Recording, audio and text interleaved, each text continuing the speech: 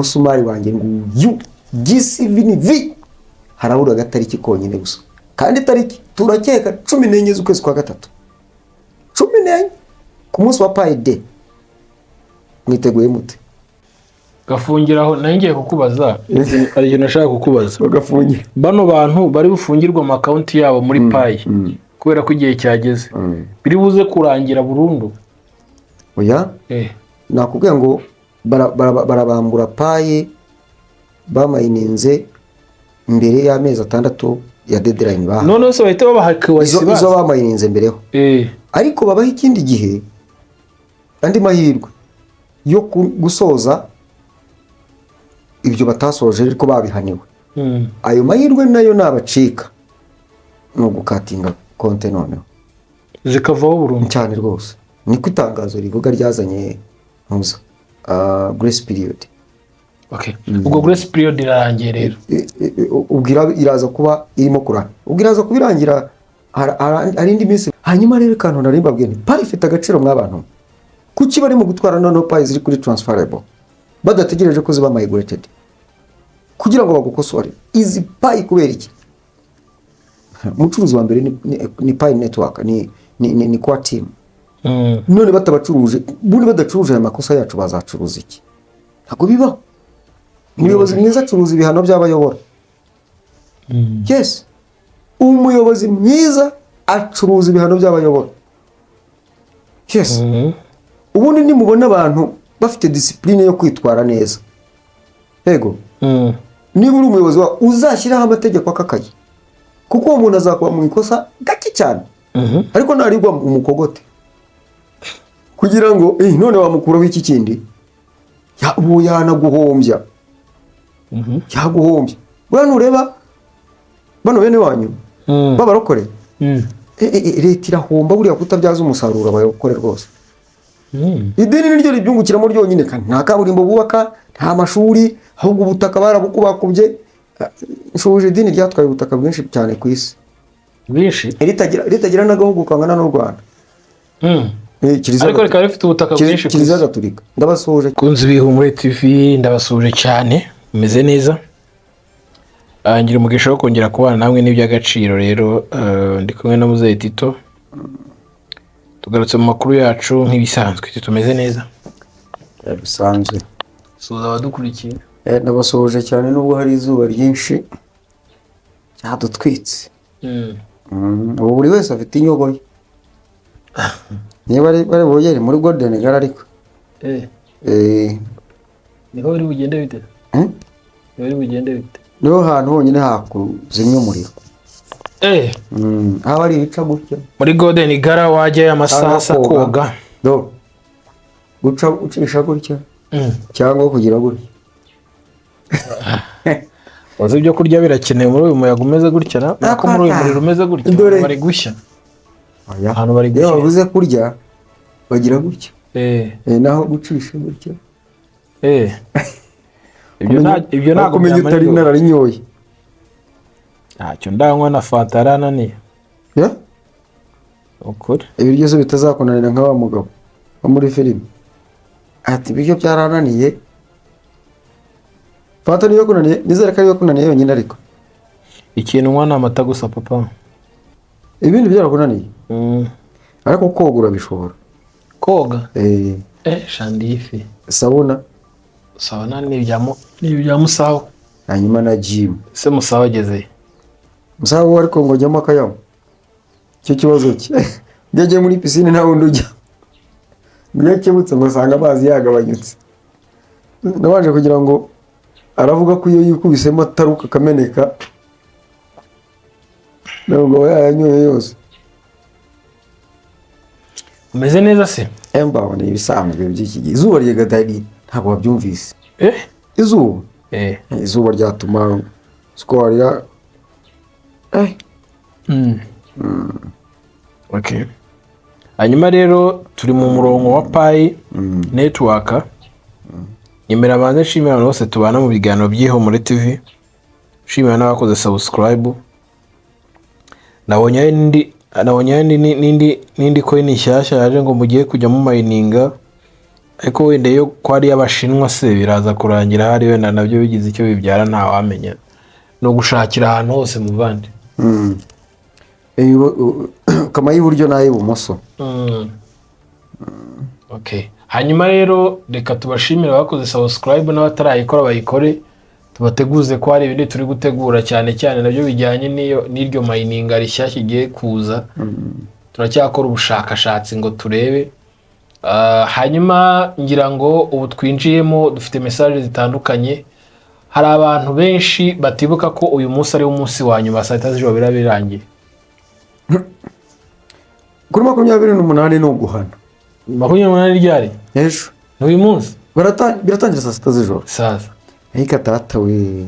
Agaho kagiye guharirwa munye. Nta rindi tangazo rirari vuguruza ryasohoka. Ubwo ni iryo ngiryo mbese rigenderwaho kugeza ubu. Tukaba dukangurira abantu ko bakwihutira kwikura mu bihano na cyane ko babashyireho uburyo bwo kugira ngo badahanwa. Harabona bikora ni mugoroba direct. Ariko ubwo bakubwira reba umuntu kuva Gatuna akazi Kigali inshuro 2 niba atari 3 byanga. Noneho kuri inshuro bari bamuhaye kandi aho yemeza bamukata payi 20% za payi afite. Ahise bazikata da. Bahise bazikata ariko bahita bamukosorera nyine. Nuko ariko kubw'ibyago wumva abantu ya makosa abantu bakora tubabuza.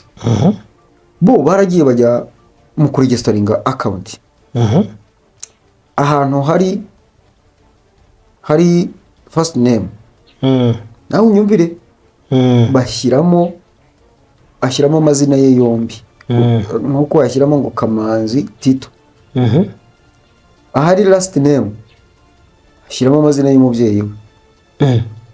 Nawe unyumvire. Yombi. Harimo izina ry'umugabo n'izina ry'umugore. Cyo bintu bibaho muri payi. Kayenda kanyisha iyo konti ubundi ntibaho. Iyo ntiyemewe. Muri make ni amazina abiri afite ibyangombwa 2 binyuranye, kandi muri payi hajyamo umuntu umwe ufite icyangombwa kimwe. Byarangiye rero bayikosora ariko bakosora bazana izina ryande rya nyina y'umubyeyi we cyandi yashyizemo. Ndabona iyi konti ntabwo ishoboka. Ubu cyakurikiye kireka kugukorera indi, naho ubundi cyambere afite imyirondoro y'abantu 2 adafitiye icyangombwa. Yego.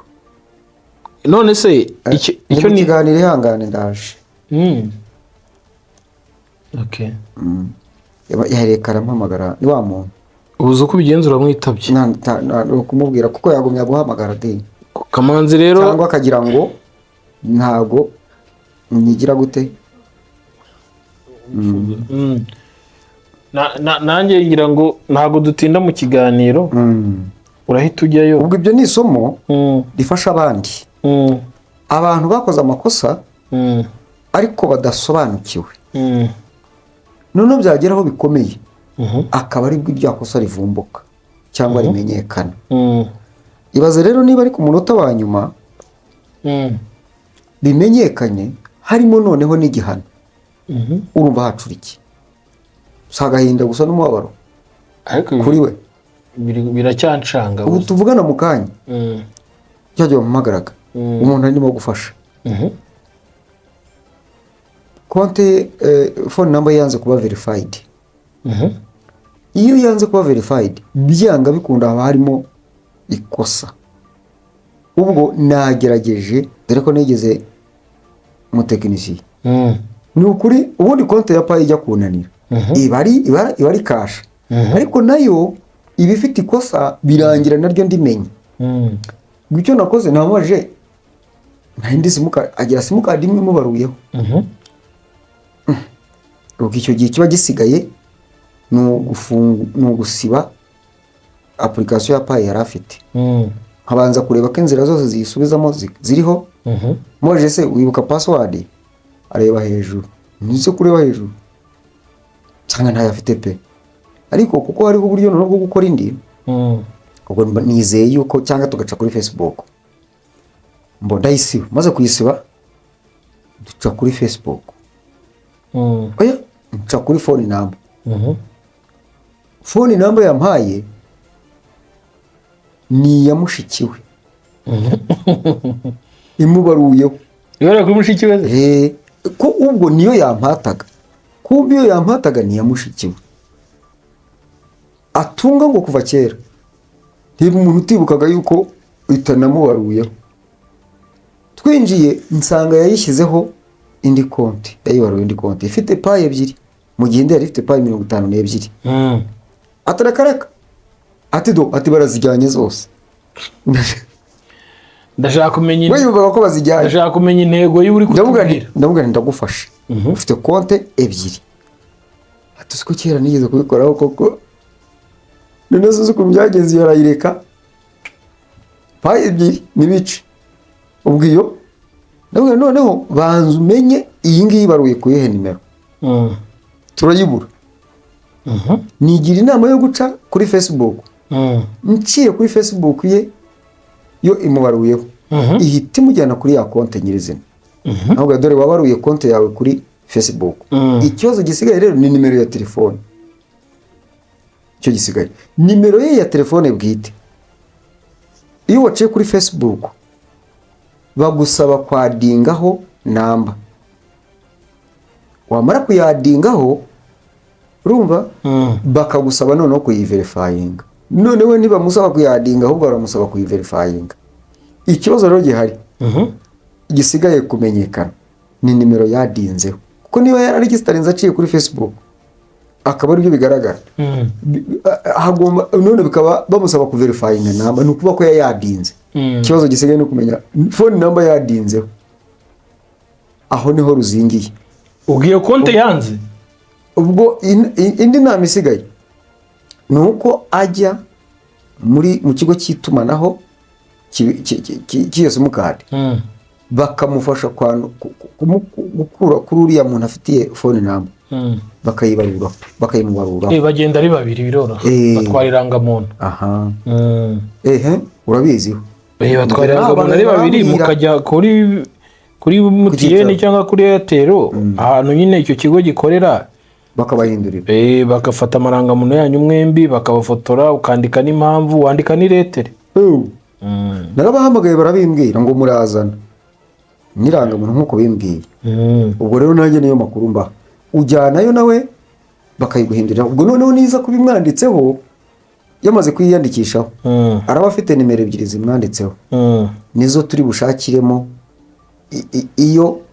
iyo kuverifyinga hariya kuri ya phone naho ubundi yabigize agatogo. Icya kabiri payize zarimutse.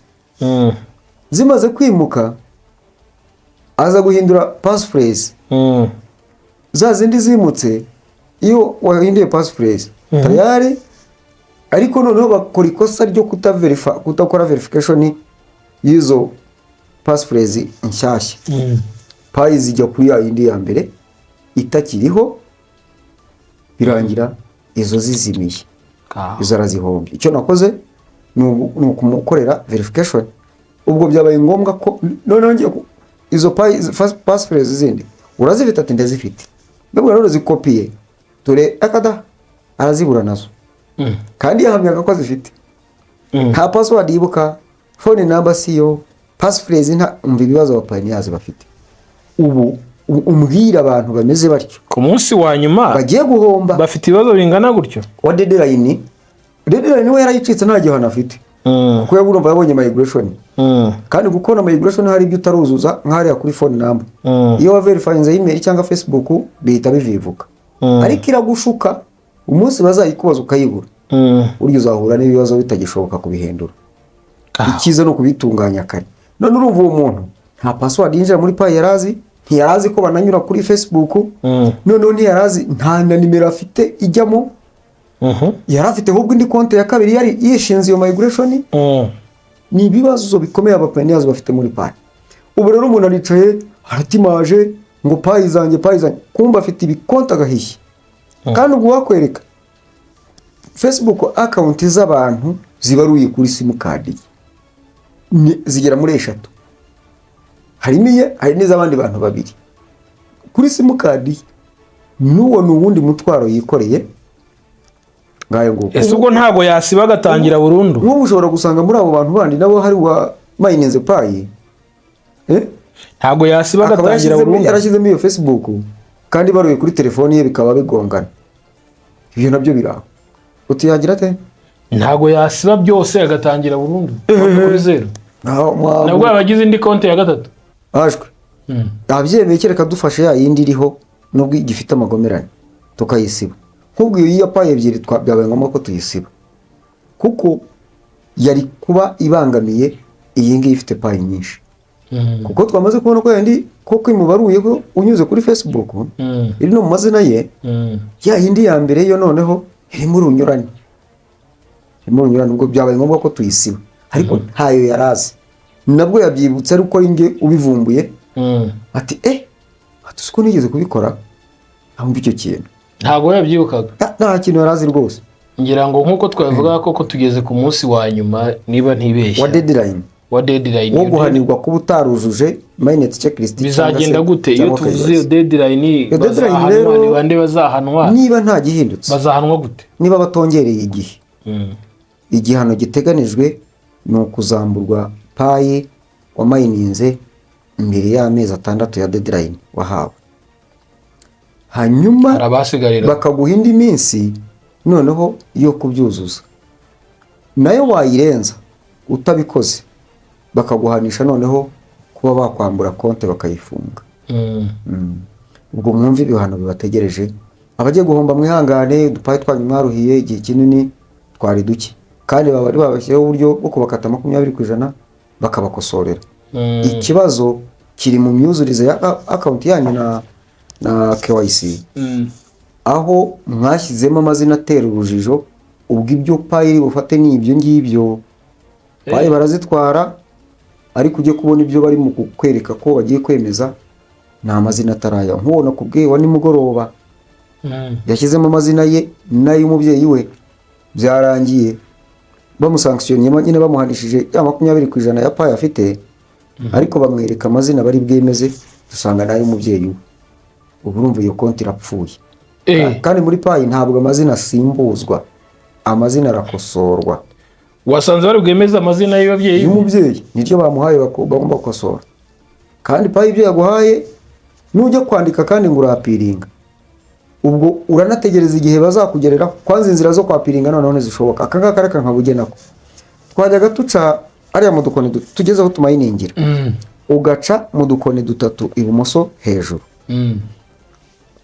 ukareba ku rutonde rw'amagambo ukareba ku ijambo rya gatatu turutse hasi uzamuka iyo bita support portal ukanyuramo ukajya kwandikira kwa team iyo nzira irafunze kugeza ubu uvuze rero ugiye kwapiringa nabikoze nabyo urajya kwapiringa wagerayo ugasanga irabana bivuze iki bivuze ngo payi imaze kwakira abantu bafite abantu barenga 3 miliyoni bafite ibibazo kandi byiyongera buri munsi uwo mukino ntibazawukina ngo bishoboke ubwo rero kugira ngo ice amazimwe kugira ngo ibone real accounts yashyizeho ubwo buryo nk'uko bari barabiteguje mu kwezi kwa 12 uburyo bwo guca payi bari bataravuga umubare ariko byagaragaye ni 20% bya payi ifite noneho za zindi ziri kuri transferable ziri mu migrated ziteguye kwimuka iyo zimutse iyo zamaze kwimuka nizo baheraho iyo zitarimuka ziri kuri migrated kuri transferable za zindi ziba ziteguye kwimuka ziri hahandi hagati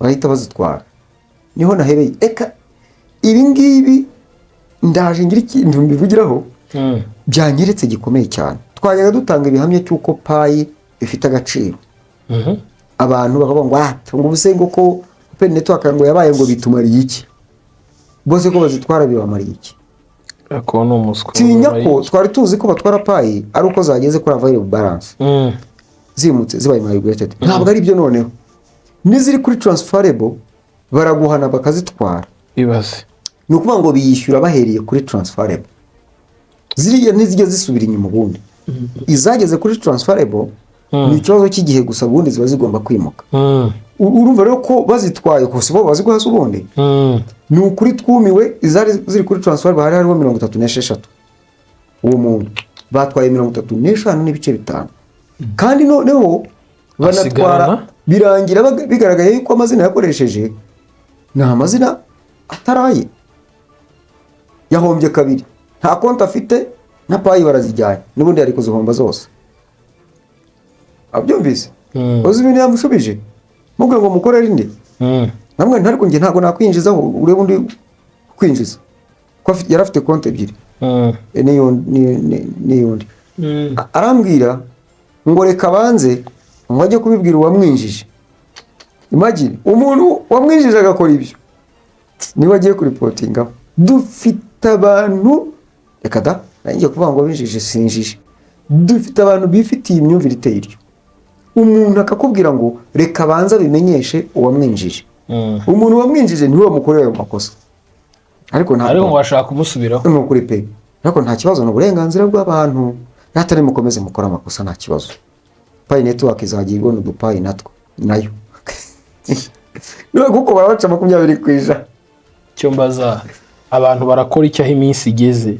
Icyo bakora ni ikiganiro sinshaka kugitinda. Icyambere bagiye gukora icyo bakora. Icyambere bagiye gukora muri aya masaha asigaye ni barwana umuhenerezo.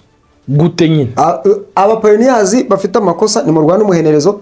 Genda uce hahandi muri KYC candi mu dukone dutatu aho tumayiningira ukande muri twa dukone dutatu dutambitse ibumoso hejuru urebe iryo jambo rya kabiri Pi browser urikandeho urebe irira rya kabiri riri mu ibara rya move handitse ngo alternative sign in urikandemo winjire muri Pi browser.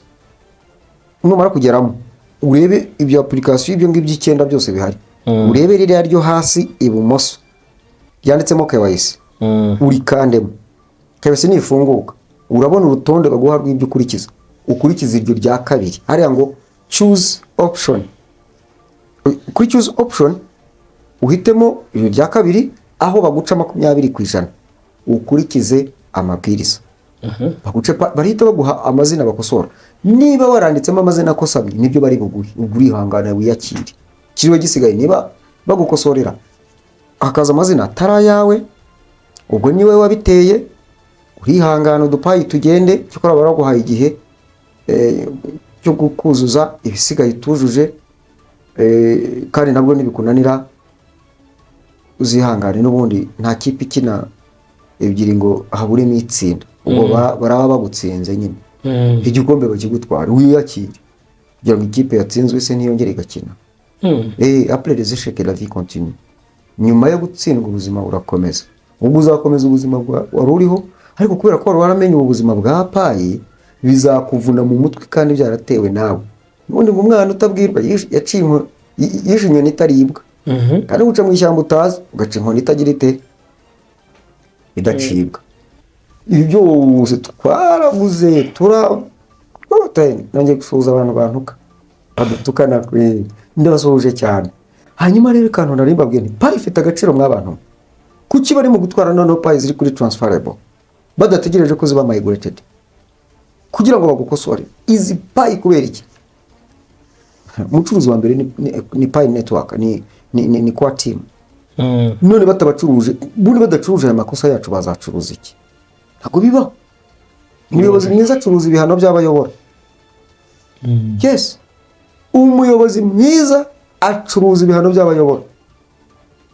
Yes, ubundi nimubona abantu bafite discipline yo kwitwara neza yego niba uri umuyobozi wa uzashyiraho amategeko akakaye kuko uwo muntu azakuba mu ikosa gake cyane ariko narigwa umukogote kugira ngo none wamukuraho iki kindi ubu yanaguhombya yaguhombya.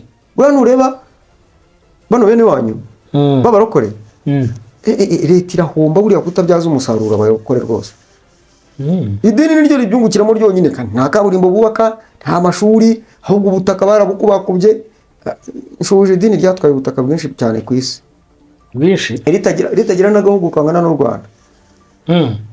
Ariko reka rifite ubutaka bwinshi Kiliziya Gatolika ndabasohoje cyane bazi ubwenge rero agari ubwenge. aba bantu utababyaje umusaruro uhereye ku makosa yabo nta kintu gukora rwose. Buriya leta yaba yateraga itegeko umuntu uza mu bakirisitu amakosa sinzi ubundi amakosa y'abakirisitu, ariko izo makosa bakora babivuga buri cyumweru.